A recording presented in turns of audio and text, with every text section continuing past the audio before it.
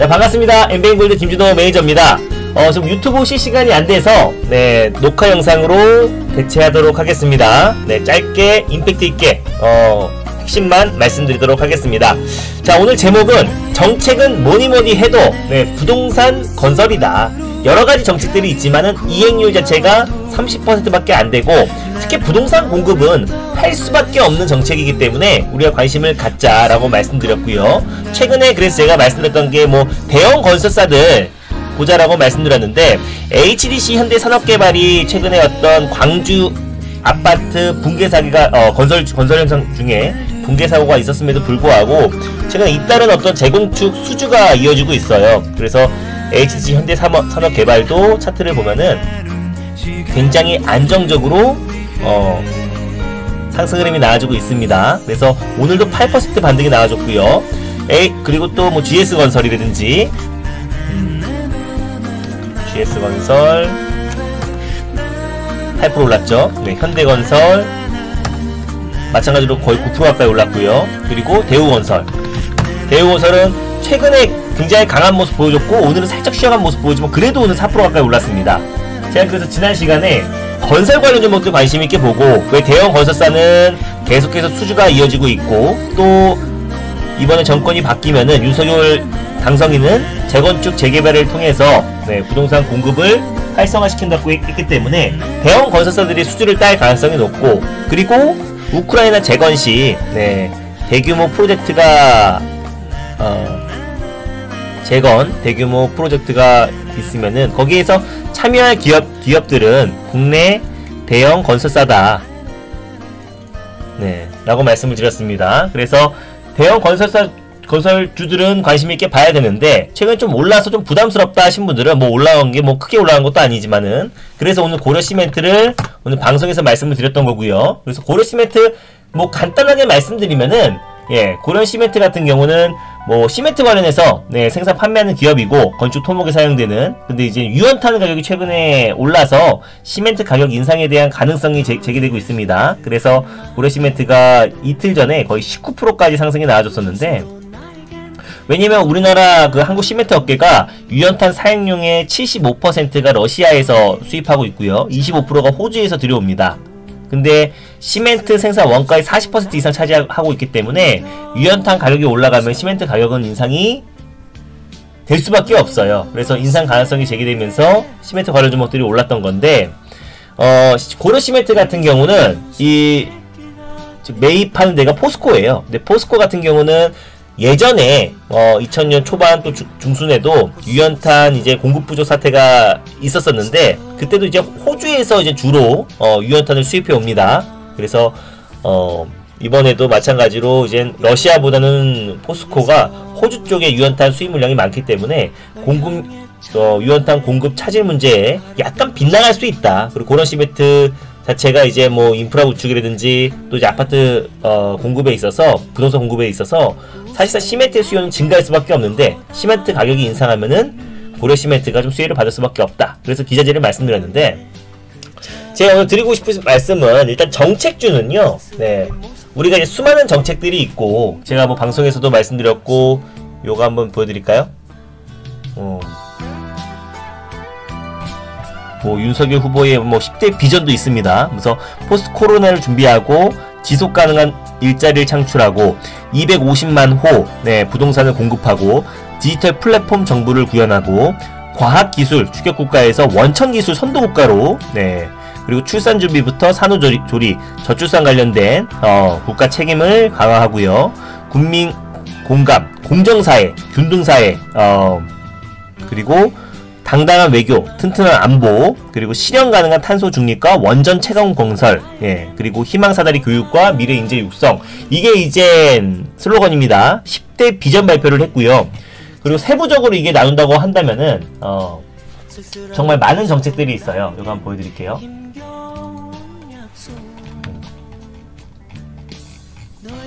아까 VIP 회원님들한테 보여드렸는데 찍었어.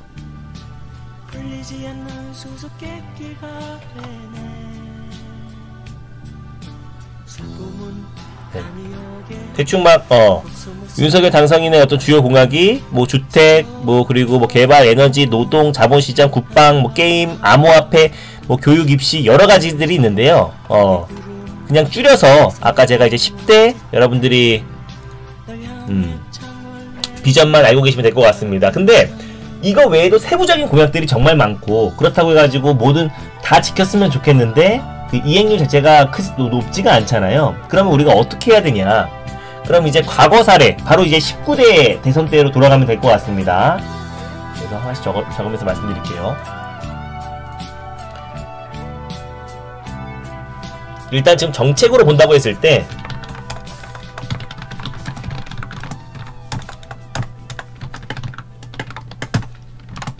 봤을 때 에너지 정책하고 부동산을 어떤 식으로 공급하는지가 달라요. 민간 주도냐 공공 주도냐 다릅니다.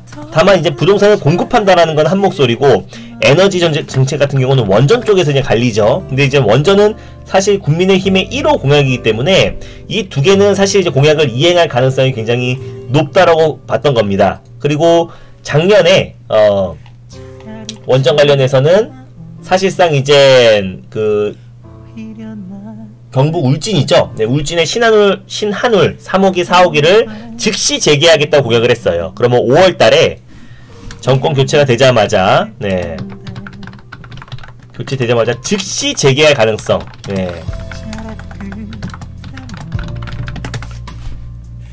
즉시 재개 가능성이 높습니다. 부동산 공급은 당연히 뭐 3기 신도시뿐만 아니라 서울에도 수도권에 전국적으로 250만원을 공급한다고 했기 때문에 이게 가장 핵심이 될 수밖에 없겠죠. 제일 먼저 이뤄질 수 있는 게 에너지 정책이고 뭐 최근에 국제유가 급등에 따른 대안이 될 수 있고 탄소 중립에 소형 모듈 원자로를 제가 강조했는데 일단 오늘 수급이 들어와줬어요. 한정 KPS도 들어와줬는데 뭐 단타로 본다고 했을 때는 요날 사가지고 오늘 빠져가지고 끝났네 라고 하겠지만은 제가 말씀드리고 나서 한정 KPS가 꾸준히 상승 흐름이 나와주고 있습니다. 상승 추세가 꾸준히 나와주고 있는 과정이에요. 뭐 초단토로 말씀드린 것도 아니고요. 최근에 지정학적 리스크에도 불구하고 꾸준하게 안정적인 추세 상승이 나와주고 있는 단계입니다. 근데 저는 한정 KPS가 좋은 게 뭐 한정 계열사이기도 하고 원자력 정비 기술센터를 97년부터 설립해서 발전 설비의 운전에는 반드시 유지 보수가 뒤따라야 되고 설비 개선과 재가동, 원전 재가동, 복구 공사 다 한정 KPS가 독과점하고 있다. 71.5 거의 72% 가까이가 원전 정비시장 점유율을 차지하고 있습니다. 그럼 소형 모듈 원자로도 마찬가지고 대형 원전도 마찬가지고 원전 재가동과 유지 보수에는 한정 KPS이기 때문에 앞으로 기술 수출이라든지 수주가 증가하면은 한정 KPS는 따라할 수밖에 없는 거고 한정 기술은 독점으로 설계하는 기업이기 때문에 수혜를 받을 수밖에 없다라는 겁니다. 오늘 윗골이 달았다고 끝난 게 아니고요. 추세로 꾸준하게 상승 흐름이 나와주고 있는 과정이다. 알겠죠? 그래서 요 섹터와 부동산 관련 종목들을 보고 있는데 근데 우리가 이거를 뭘 할지 모르잖아요. 어떤 섹터가 제일 공약으로 할 거고 또 이제 그 취임하자마자 어떤 공약이 제일 먼저 나올지 아무도 모릅니다. 그래서 그렇다고 해가지고 모든 정책주 공약주들을 다 매수할 수는 없는 거잖아요. 그래서 그럼 뭐 어떻게 하면 되냐? 그럼 우리가 바로 19대 대선 때를 보시면 될 것 같습니다. 문재인 대통령이 아마 당선되자마자 가장 먼저 했던 게 수소 관련해서 현대차와 손을 잡고 수소 인프라 구축과 또 그리고 수소차 관련해서 로드맵을 제시했어요. 그래서 수소차를 이제 글로벌 1위 국가로 도약하기 위해서 현대차와 손잡고 이제 수소 인프라 구축 관련해서 발언이 있었는데 그때 아마 올라갔던 종목들을 하나하나씩 봐볼게요. 차트 한번 봐보겠습니다. 차트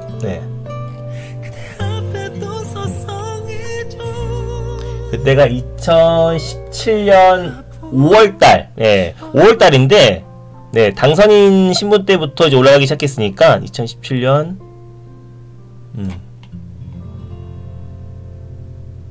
여기죠? 여기고 잠깐만 2017년 5월 잠시만요. 중화성도 있고. 네. 5월달 이후에 아마 2018년 이때구나. 잠시만요. 이때 이거 한번 체크해드리고 바로 보여드릴게요. 그리고 평화산업도 이때 JN 캐릭터도 다 이때는 2018년도 이때 풍곡주장도 대장이었는데 이때와 이때 그리고 EM 코리아 네 이때 맞네요. 2018년도 자 그래서 2018년도 초에는 2018년도 초에는 이제 경협주 남북 경협주 이제 남북 정상회담과 평창 올림픽을 앞두고 제일 처음으로 이제 문재인 대통령이 이제 남북 경협 사업을 추진하면서 남북 정상회담도 있었고 2018년도 초에 계속해서 경협주들이 올랐잖아요. 이렇게 보시면은 뭐 예를 들어 아난티와 취임하자마자 2017년 후반부터 남북 정상회담을 추진했기 때문에 2017년부터 2019년까지 계속해서 뭐 아난티가 이제 폭등이 나왔었고요. 뭐 그때 데아티아이 데아티아이도 2018년 초부터 남북 정상회담 전부터 급등하기 시작해가지고 2018년 6월까지 얼마야? 거의 1,800원짜리가 12,000원까지 갔기 때문에 거의 10배 이상 상승 흐름이 나와줬습니다. 그래서 데아티아이, 뭐 아난티, 뭐 부산산업, 뭐 한일시멘트, 뭐 삼육물산, 한창 진짜 많은 종목들이 북한을 재건하는 거기 때문에 한 나라를 재건하는 사업이기 때문에 사실 모든 종목들이 2018년도에 다 급등을 했다고 해도 과언이 아니에요. 그럼 이제 제일 먼저 사실 했던 게 이제 경협주였고 그 다음에 했던 게 이제 수소 관련된 산업을 육성하겠다라고 발표를 했습니다. 기억이 나나요 그때? 저도 이제 경협이 먼저였는지 수소가 먼저였는지 살짝 헷갈렸는데 기억이 나나요? 가장 핵심이 남북 경협 사업, 남북 정상회담을 필두로 남북 경협 사업.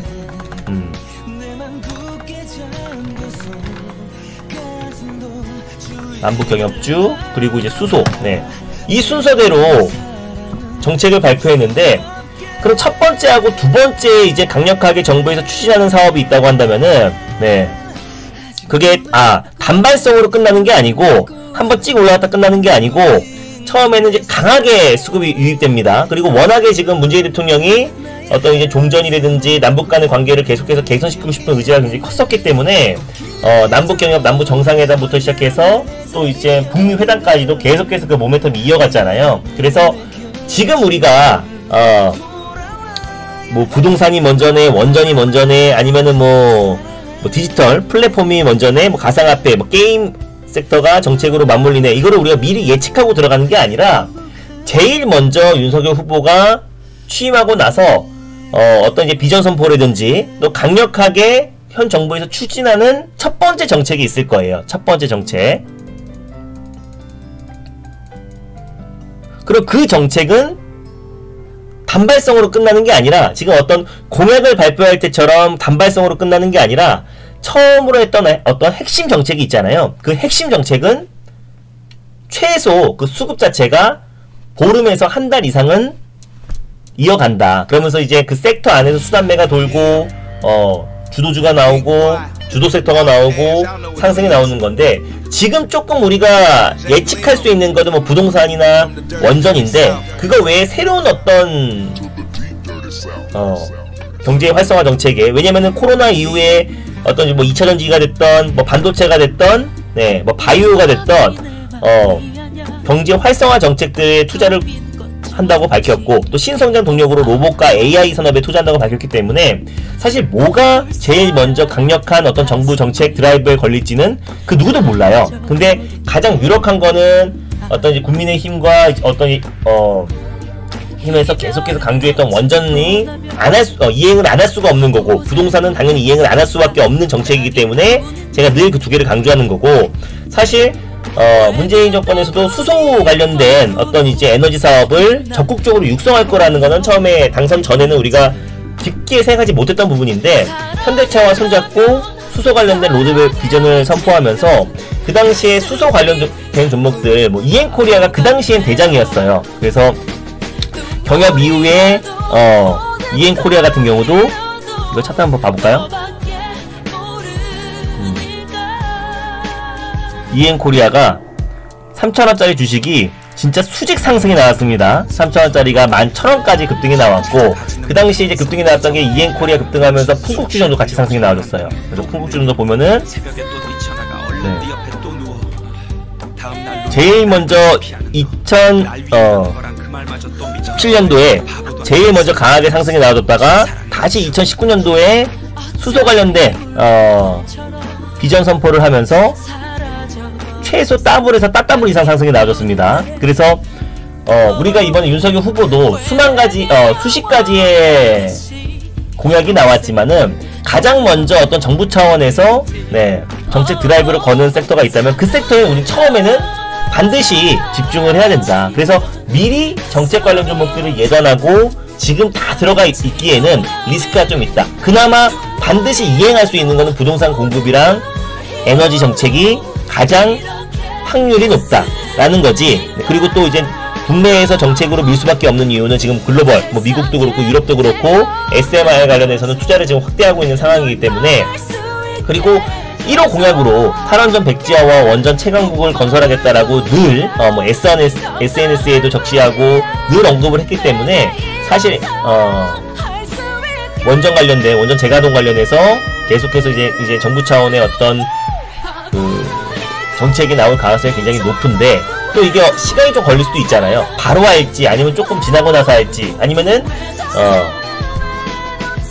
뭐 시간이 지금 거의 뭐 임기 막판에 할지, 그건 누구도 모르는 겁니다. 그래서 정책 관련 종목은 미리 예단하고 들어가지 말고 가장 먼저 정부에서 드라이브를 거는 어떤 정책에 우리가 승부를 거는 게 맞다. 그래서 문재인 정권으로 본다고 했을 때는 가장 먼저 남북 경협주에 정상회담부터 시작해가지고 또 이제 그 평창에도 김여정 부부장이라든지 북한 인사들을 또 초청하기도 했고, 정말 그때는 뭐 당장 남북 통일을 할 것처럼 계속해서 교류가 이어갔잖아요. 뭐 우리나라 연예인들도 북한에 초청돼서 가고 그랬을 때 그때는 남북 경협주 아니면은 올라가는 종목들도 없었습니다. 모든 게 시장의 중심주가 남북 경협주라고 쏠려 있었고, 그 이후에는 이제 수소 관련된 섹터,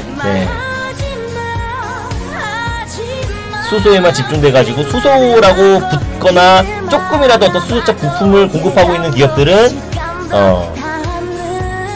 여기 보이죠? 2017년도에 일진다이 같은 경우도 여기 보시면은 2017년도 후반에 한번, 그리고 2018년도 이때 한번, 이렇게 두 번. 근데 이때 처음에 2017년도에 처음으로 수소 그 비전 선포를 했을 때는 올라가는 것만 올라갔어요. 그 당시에 일진다이아나 풍국주정 뭐 요정도만 올라갔습니다. 이렇게 보시면 그죠?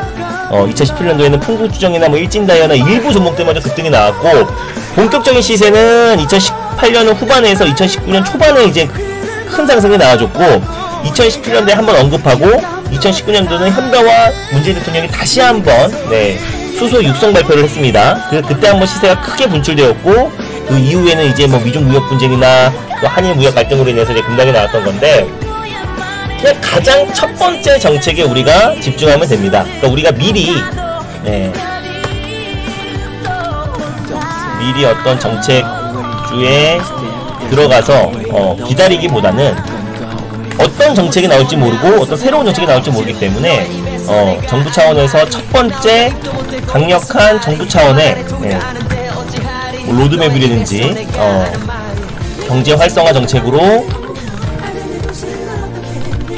어떤 이제 비전을 선포하면은 그 섹터에는 우리가 반드시 초기에 패스트팔로우로 빨리 들어가야 된다. 그리고 이미 이 부분이 있잖아요. 여기 보시면은 아까 말씀드렸던 다른 건 다 집어치우고 윤석열 후보의 10대 비전 안에서 나올 가능성이 높잖아요. 그죠? 디지털 플랫폼 정부, 250만원 이상 공급, 일자리 창출, 네, 포스트 코로나 준비.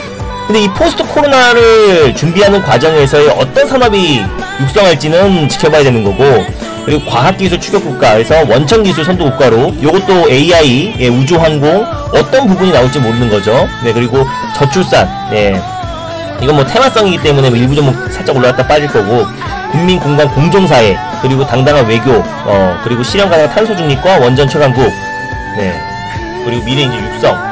이 안에서 뭔가가 발표될 건데 너무 광범위하잖아요. 그래서 이 비전이, 그래서 요 안에서 어떤 핵심적인 어떤 육성 정책이라든지 그리고 비전 선포를 한다고 했을 때는 그때 정책주는 따라 들어가도 네, 늦지 않다는 겁니다. 네, 어떤 육성 정책이라든지 경제 활성화 정책으로 비전 선포를 하고 정부 차원의 로드맵을 제시한다고 했을 때는 첫 번째죠. 네, 첫 번째 정책에는 확인하고 그때 네, 들어가도 절대 늦지 않습니다. 알겠죠? 그럼 그 전에는 그냥 안정적으로 뭐 건설 관련 종목도 대형주들 들어가거나 아니면은 뭐 개별적으로 끼가 있는 아까 제가 말씀드렸던 고려시멘트 같은 건설 기자재 관련 종목도 들어가거나, 또 원전 관련 종목들은 사실 정책이 아니더라도 지금 이제 탄소 중립의 어떤 이제 가장 게임 체인저가 지금 이제 SMR이고 전 세계가 지금 SMR은 투자를 하고 있는 거기 때문에 그런 부분에서 미리 조금 들어가서 좀 장기적으로 봐도 좋고, 그 외에는 시장이 안정화됐을 때 기관과 외국인의 수급이 강력하게 들어올 수 있는, 지금은 지정학적 리스크가 아직 해소가 되지 않았잖아요. 그래서 많은 부분 젤렌스키 우크라이나 대통령이 결국에는 푸틴이 원하는 대로 다 해야 끝날 것 같은데, 오늘 사실 러시아 우크라이나 외교장관 회담에서도 약간의 좀 휴전에 대한 기대감이 있었는데 결렬이 됐잖아요. 근데 바로 또 이제 4차 회담이 있다고 하니까 우크라이나 대통령도 좀 상당 부분 많이 포기했고 푸틴 대통령이 원하는 대로 지금 논의를 하겠다고 밝혔기 때문에 조만간 좀 어느 정도 좀 긍정적인 얘기가 나왔으면 좋겠어요. 그래서 이게 협상이 빨리 될지 늦게 될지는 제 푸틴의 머릿속에 있는 게 아니기 때문에 정확하게 말씀드릴 수 없겠지만, 계속해서 대화를 이어가고 있다라는 거는 러시아 또한 지금 계속해서 그 우크라이나를 압박하고 계속 대화를 하고 있다라는 거는 뭔가 대화의 실마리가 좀 풀릴 가능성이 있기 때문에 대화를 하는 거잖아요. 말이 안 통하고 그냥 벽에다 대화하는 것 같으면은 아예 추가 대화나 협상, 추가 대화를 이어가지는 않겠죠. 그래서 러시아 또한 상당 부분에 큰 피해를 받기 때문에 어느 정도 이번 달 안에는 네, 협상이 좀 마무리되기를 바라고 있습니다. 그래서 그리고 또 그럴 가능성이 높은 게 우크라이나 대통령도 더 이상은, 이게 사실 전쟁이 우크라이나와 러시아 간의 전쟁이 아니라 우크라이나 지역 내에서 우크라이나 영토 내에서 지금 전쟁이 이루어지고 있는 거기 때문에 많은 산업 기반 시설과 민간인들 피해 사례가 계속 이어지고 있는 상태라서 결국에는 푸틴 대통령이 원하는 대로 마무리가 될 것 같은데, 그래야 끝날 것 같고요. 그래서 일단 우리가 할 수 있고 또 미국이나 유럽에서 서방국가들이 할 수 있는 거는 계속된 경제 제재로 다음 주 정도 되면은 그 러시아의 디폴트 위기도 있으니까 다음 주가 좀 분수령이 되지 않을까로 보고 있습니다. 다만 이 지정학적 리스크가 장기화 된다고 하더라도 시장에 미친 영향은 제한적이고, 다만 시장이 폭발적인 상승이 나오기엔 제한적이잖아요. 그래서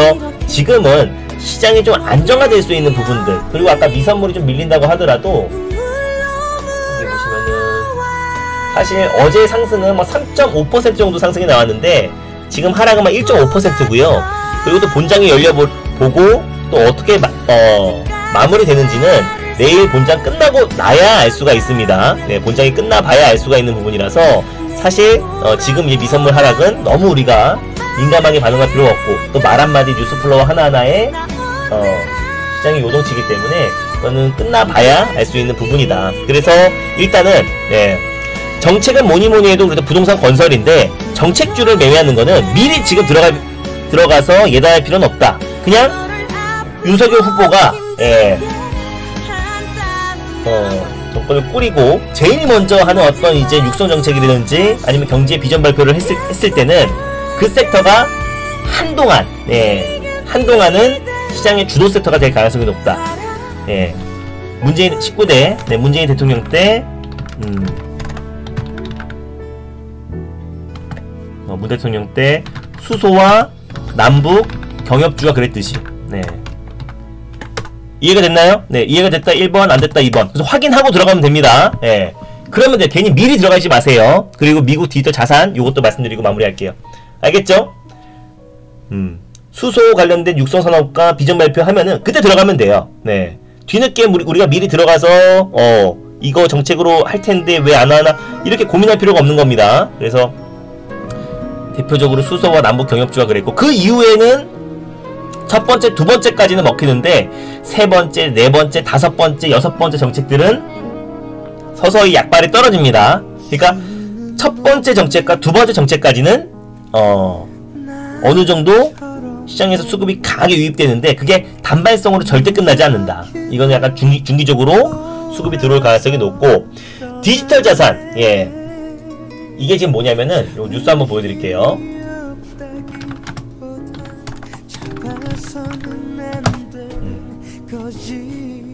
CBDC와 바이든 대통령이 원래는 이제 러시아에서 비트코인이라든지 암호화폐들을 대거 매수해서 그걸로 이제 범죄 은닉자산으로 쓰인다 라는 그런 우려가 있어서 이번에 이제 바이든 행정부에서 가상화폐와 디지털 자산에 대해서 행정명령을 하는데 어떤 이제 고강도의 규제가 있지 않을까 이런 우려감이 있었습니다.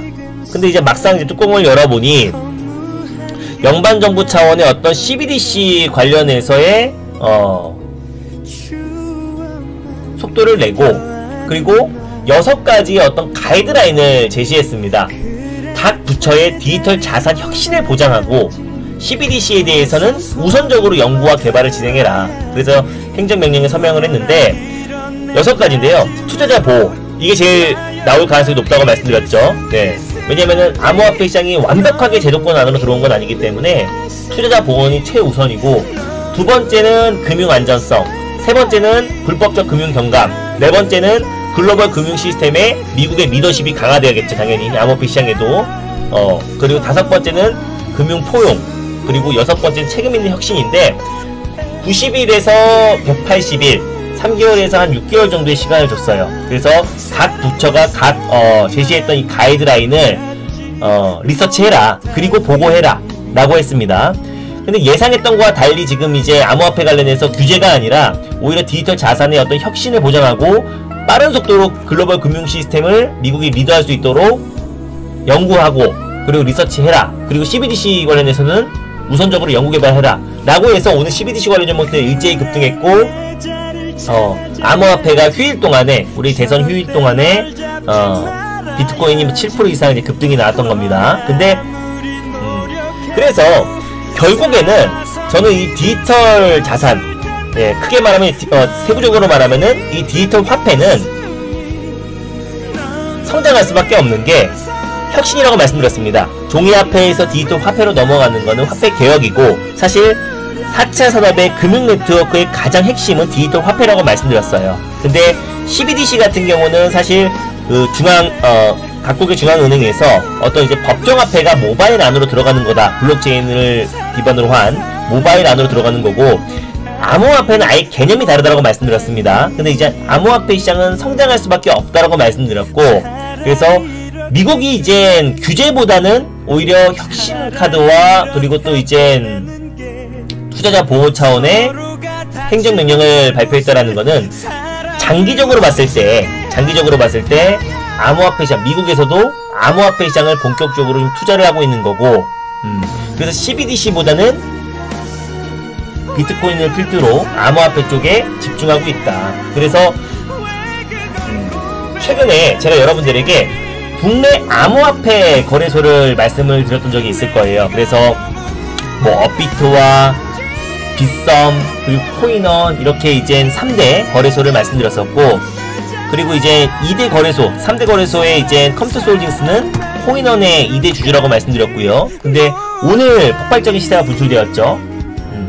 이거 보시면은 저는 그래서 암호화폐 시장을 굉장히 좋게 보고 있고, 제가 그래서 3대 암호화폐 거래소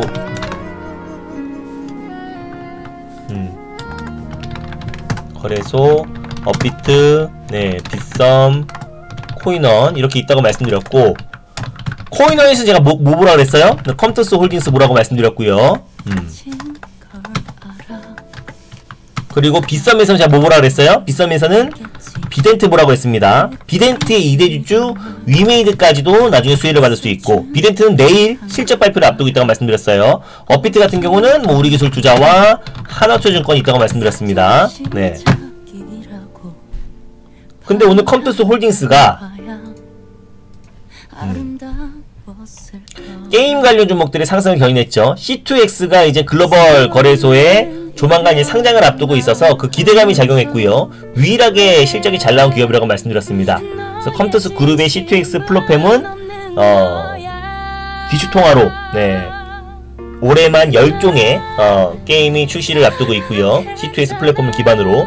그래서 이제 컴투스 홀딩스가 오늘 장중에 14%까지 급등이 나왔고, 컴투스 같은 경우도 8% 가까이 반등 흐름이 나와줬습니다. 그래서 플레이톤을 기반으로 한 컴투스 홀딩스가 더욱더 세게 상승이 나와줬던 거는 국내 암호화폐 거래소 3위인 코인원의 2대 주주이기도 해요. 그래서 앞으로 뭐 추가적으로 상승 여력이 충분하다라고 말씀드렸고, 비덴트 같은 경우는 국내 2위의 암호화폐 거래소 최대 주주라고 말씀드렸습니다. 그리고 비덴트의 2대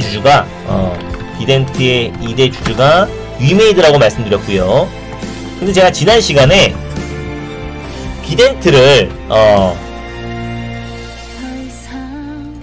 우리 VIP 회원님들이 여기 구간에서 15,300원 밑에서 매수를 해서 이날 다 팔고 나왔다고 말씀드렸어요.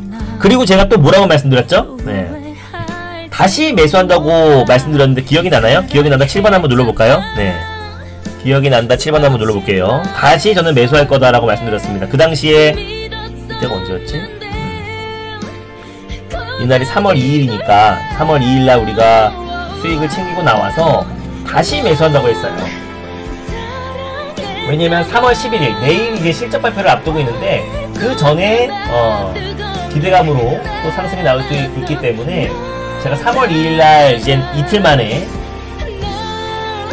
VIP 회원님들이 수익을 챙기고 나왔고 또 들어갔다고 말씀드렸습니다. 일정을 보여드리면은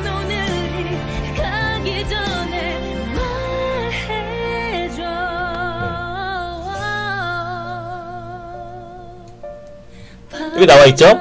비덴트는 한 번에 1차, 2차, 우리 수익 종목은 1차, 2차 두 번에 나눠서 판다 그랬잖아요. 1차, 2차 한 번에 목표가를 돌파해서 출발할 것 같네요. 시초가 또는 17,700원 이상에서 다 매도하시면 됩니다라고 3월 2일날 문자를 보내드렸고, 근데 이게 시초가가 이젠 최고가가 17,700원 찍고 바로 내려와서 혹시 매도 못하신 분들은 17,100원 이상에 다 팔라고 그랬고요.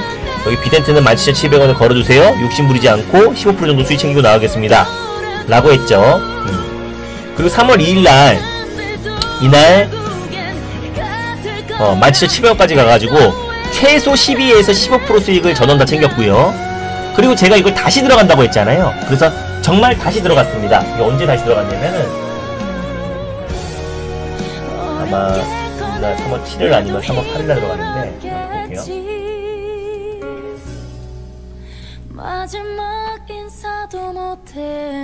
네, 여기 있다.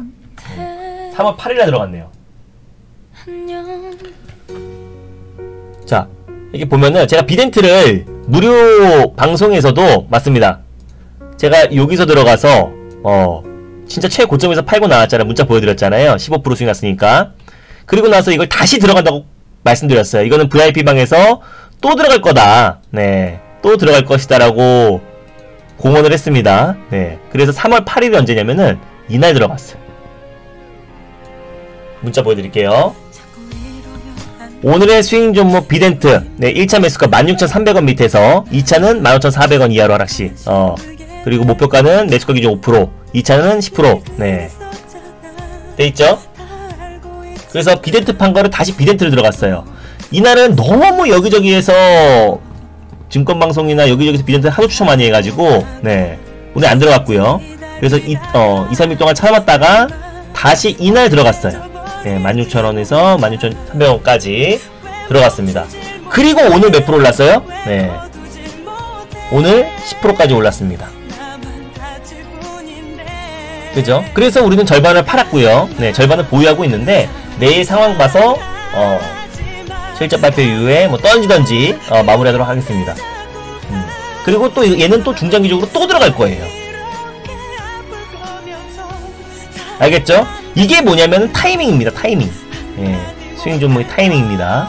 전 여러분들에게 언제 매수할 건지를 미리 다 말씀을 드렸고 VIP 방송에서는 꼭 다시 들어갈 거라고 말씀을 드렸어요. 그래서 이 종목은 하루만, 결론은 하루만이죠. 네, 이날 사가지고 하루만 슈팅 들어왔고 그때도 이틀 동안 매수해가지고 바로 수익을 챙겼고 이렇게 스윙 종목을 합니다. 말이 스윙이지 이런 식으로 단기적으로도 빨리빨리 수급이 들어올 때도 있고 그냥 스윙은 그냥 그달 안에 끝나는 종목이라고 보시면 돼요. 그래서 비덴트로도 네, 오늘 수익을 챙겼고 암호화폐 관련해서 뭐 컴투스 홀딩스도 제가 계속 강조했는데 오늘 컴투스 홀딩스도 시세가 분출되었습니다. 그럼 아직까지 시세가 분출되지 않은 건 또 뭐가 있어요? 네, 위메이드겠죠. 네, 비덴트가 한번 시세가 분출되기 시작하면은 비덴트의 2대 주주인 위메이드가 수급이 들어올 수밖에 없다.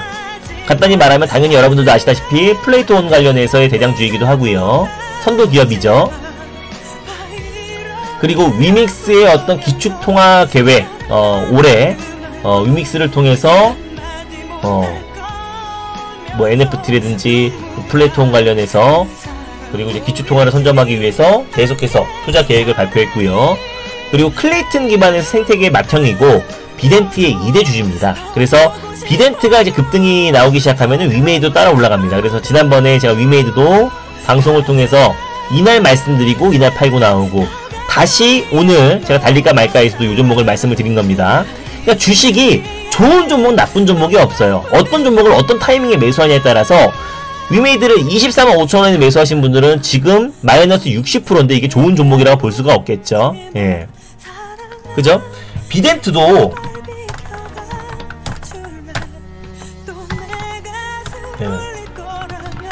비덴트도 우리 VIP 회원님 우리가 이 종목을 네, 이 바닥에서 정확한 타점에 네, 여기서 매수해서 팔고 나오고 여기서 매수해서 오늘 저녁 팔고 나오고 이런 식으로 했기 때문에 이 종목이 좋은 종목이지 이걸 또 3만원대에 매수하신 분들은 지금 마이너스 60% 빠져있는 상태입니다. 절대 좋은 종목이 아니겠죠. 그러니까 주식은 어떤 타이밍에 정확한 타이밍에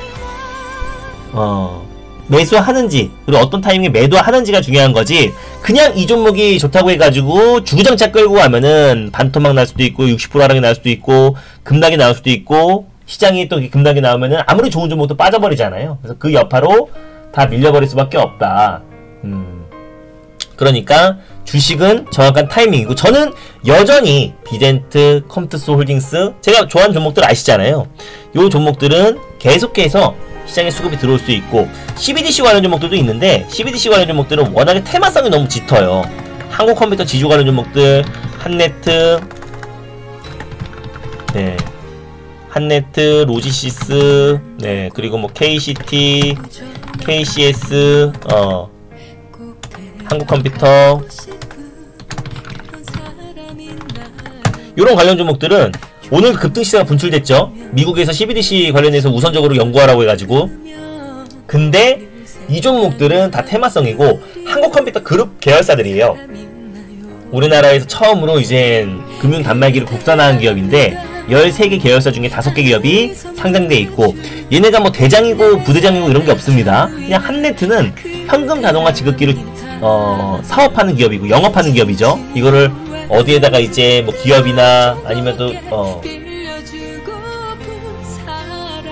이 현금 지급기 관련해서 영업 사업을 하고 있는 기업이고 그리고 로지시스 같은 경우는 그 전산장비 ATM기를 유지보수하는 기업이고 KCT 같은 경우는 제조하고 판매하는 기업이고 KCS는 솔루션을 공급하고 있는 기업이고 그리고 한국컴퓨터는 전반적인 EMS 산업과 주요 사업을 영위하는 기업입니다. 그래서 이게 대장이네 뭐 KCT는 대장 이게 이렇게 그렇게 볼 수가 없어요. 그래서 지난번에는 한네트가 대장 역할을 했다가 오늘은 뭐 KCT나 한국컴퓨터가 가장 셌고요. 변동성도 굉장히 큽니다. 그래서 CBDC 관련 종목들은 어떤 이제 미국이나 또 중국에서 또 CBDC 관련된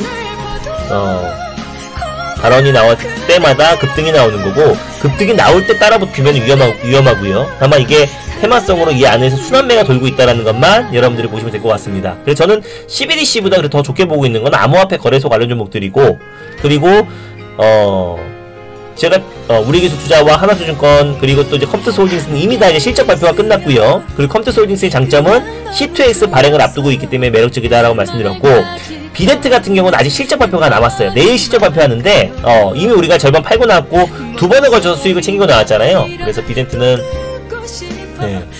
여기서 한번 또 여기서 한번 실적을 수익을 다 챙기고 나왔던 종목이라서 내일 실적 발표에 올라갈 수도 있고, 만약에 이제 장 끝나고 나오면은 적당히 그냥 팔고 다시 나올 거예요. 그리고 또 들어갈 겁니다. 어차피 저는 암호화폐 시장의 성장을 보고 있기 때문에 암호화폐 거래소 관련 종목들은 미국에서도 어떤 규제가 아니라 어떤 혁신을 보장하라고 했고, 그리고 CBDC 관련해서는 사실 이게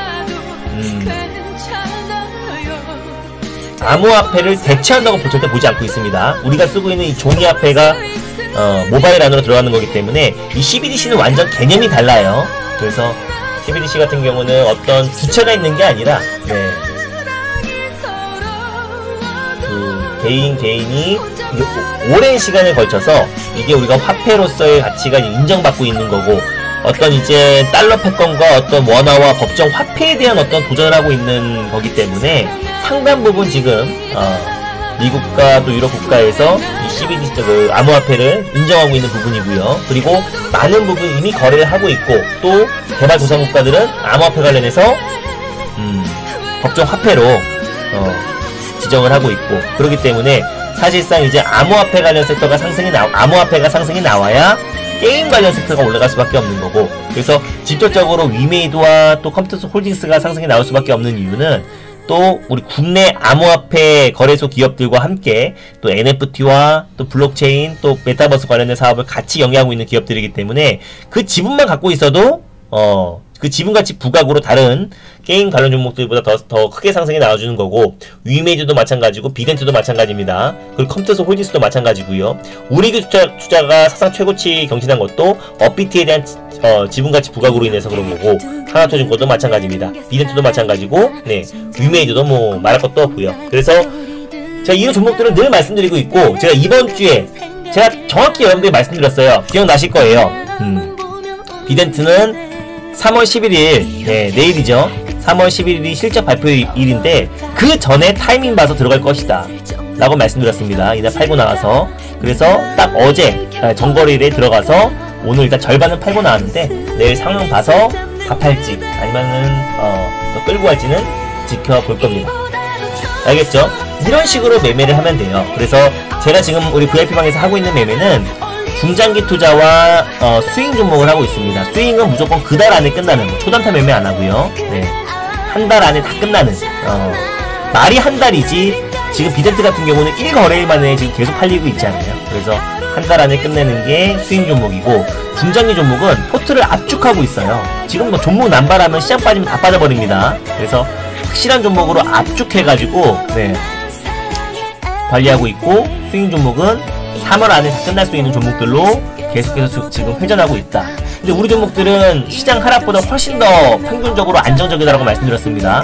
시장이 막 20% 가까이 급락이 나온 시장에서 우리 종목들은 대부분 다 지금 안정적인 모습을 보여주고 있고, 안정적인 모습을 보여주고 있고, 흐름이 좋기 때문에 회복 또한 빠를 수밖에 없다 늘 말씀드렸고요. 그래서 지금 중장기 종목들 계속 지금 압축하고 있는 시기이기 때문에 종목이 많은 거는 아무 필요가 없습니다. 그래서 종목을 최대한 압축해가지고 확실한 종목으로 집중하고, 스윙 종목으로 높은 확률로 꾸준하게 저와 함께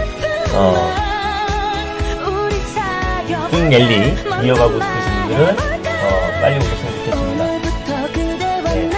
알겠죠? 그래서 저는 암호화폐 섹터 여전히 좋게 보고 있고요. 결국에는 이 위메이드와 컴퓨터 홀딩스도 상승이 나올 수밖에 없는 이유는, 코스닥이 상승이 나오면은 제약바이오, 2차전지 소재, 게임 섹터가 반등이 나와야 시장의 상승을 견인하는 거고, 그 안에서 가장 핵심이 될 수 있는 거는 제가 항상 컴퓨터 홀딩스와 위메이드가 될 수 있다. 특히 컴퓨터 홀딩스는 C2X 발행에 대한 기대감과 상장에 대한 기대감이 남아있기 때문에 시세가 분출될 수밖에 없다라고 말씀드렸는데,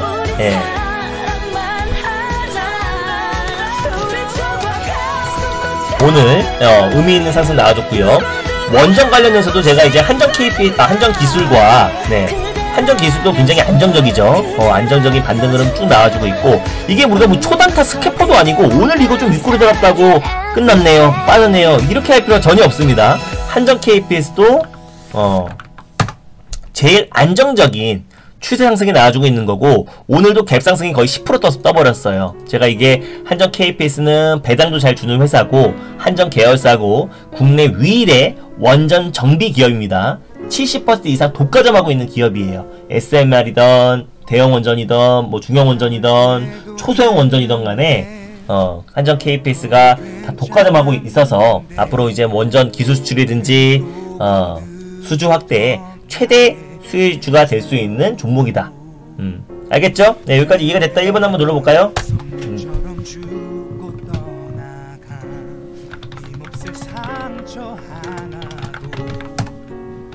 네, 됐죠? 자, 그래서 오늘도 우리는 비덴트로 제가 예고했던 대로 또 수익을 챙기고 나왔고, 정책은 뭐니뭐니 해도 건설인데 대형 건설사들 관심있게 보라고 말씀드렸습니다. 오늘 다 그 종목들 폭발적으로 상승이 나와줬고, 우크라이나 재건까지 생각한다고 했을 때 뭐 GS건설, 현대건설 다 오늘 8%대 상승이 나와줬어요. 네, 대우건설도 오늘 4%대 반등이 나와줬고요. 최근에 안정적인 상승 나와주고 있고, 그리고 기자재는 일단 시멘트, 시멘트 안에서도 제가 오늘 고려시멘트를 왜 말씀드렸는지 다시 한번 짚어드렸습니다. 고려시멘트 말씀드렸고, 근데 정책주를 미리 뭐 단기 트레이닝이나 어떤 수익적 관점으로 트레이닝 관점으로 들어가는 거 아니면은 미리 예측하고 다 들어갈 필요는 없다. 뭘 해야 되냐? 첫 번째로 어떤 이제 육성 정책이나 비전 선포를 하면은 그때 들어가도 늦지 않다. 그래서 지난번 19대 문재인 대통령 때 그 경협이라든지 수소 관련된 어떤 육성 정책을 발표했을 때 그 종목들이 얼마만큼 상승이 나왔냐고 봤을 때는 여러분들이 그게 하나의 예로 두고 접근하셨으면 좋겠고요. 그리고 또 뭐 말씀드렸어? 디지털 자산은 혁신이다. 그래서 암호화폐 거래소 관련 종목들은 계속해서 시장에서 변동성은 나오더라도 살아남을 수밖에 없습니다. 왜냐면 시장과는 별개로 지정학적 리스크가 장기화돼도 살아남을 수 있는 게 뭐라 그랬어요? 디지털 혁신이 있는 섹터들은 살아남는다고 말씀드렸잖아요. 엔터도 그렇고 컨텐츠도 그렇고 게임도 그렇고, 그 안에서 디지털 혁신의 가장 선봉은 디지털 자산이고, 그 안에서 암호화폐 거래소 관련 종목들은 NFT와 블록체인과 메타버스 관련된 사업을 다 영위하고 있기 때문에 암호화폐 거래소 지분을 가지고 있는 게임 관련 종목이나 최대주주, 그리고 뭐 2대주주 관련 종목들을 우리가 늘 관심있게 보자라고 말씀드렸습니다. 디지털 혁신을 갖고 있는 기업들은 지정학적 리스크와는 좀 별개라는 거, 그리고 시장이 안정화되면은 시세가 분출되고 또 그 기업들이 실적 성장이 이어지고 있다라는 거. 그리고 지금은 확실한 종목들로 선택과 집중하고 정책주 이것저것 찾으려고 노력하지 마세요. 발표하고 사도 절대 늦지 않다라는 겁니다. 알겠죠? 네, 정리했는데 이해가 됐죠? 네, 이해가 됐다 찍찍 눌러보고 가입 안내 간단하게 말씀드리고 마무리하도록 하겠습니다. 자, 오늘도 우리는 비덴트를 예고했던 대로 수익을 챙기고 나왔고요. 가입하실 분들은 사이트를 통해서 가입하시면 좋고요. 일단 제일 중요한 거는 우리는 뭐 주식뿐만 아니라 뭐 암호화폐, 해외 주식, 수단과 방법을 가리지 않고 진행하고 있습니다. 그래서 실제로 지금 우리 방에서는 또 암호화폐 관련해서 좀 투자를 또 개별적으로 하고 있고요. 그래서 그런 내용들까지도 우리가 지금 시장도 지정학적 리스크로 계속 어려운 시장이 이어지고 있는데, 오늘 반등이 나왔지만 여기 지난 교육 보기를 보면은 이번 주 월요일날 또 이제 암호화폐 관련해서 이제 교육을 했고요. 이거는 VIP 암호화폐 오리엔테이션이고, 이거는 이제 주식 오리엔테이션입니다. 그리고 여기에 이제 교육 영상들 다 올려놨는데 요것만 보셔도 어디 가서 돈 내고 듣지 마시고 VIP 가입하시면 다 무료로 들을 수 있는 내용들입니다. 돈 주고도 못 듣는 내용들이니까 타점을 어떻게 잡는지, 제가 아까 비덴트로 하나 예를 들어줬잖아요. 그래서 비덴트처럼 언제 매수하고 언제 파는지가 중요하지 종목을 아는 건 아무도 중요한 게 아니에요. 삼성전자 나쁘다는 거 누가 몰라요?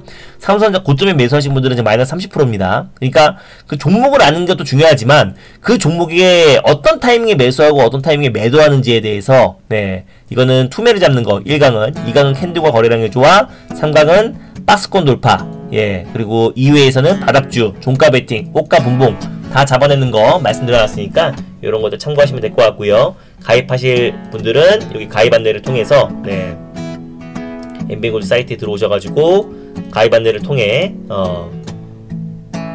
서 가입하시면 됩니다. 한 달이면은 88만원인데 8일 드리고요. 그리고 2개월이면은 네 16일, 3개월이면 31일을 드리고 있다라는 거 예, 참고하셨으면 좋겠습니다. 그리고 방 이동도 가능하니까 예, 확실하고 철저하게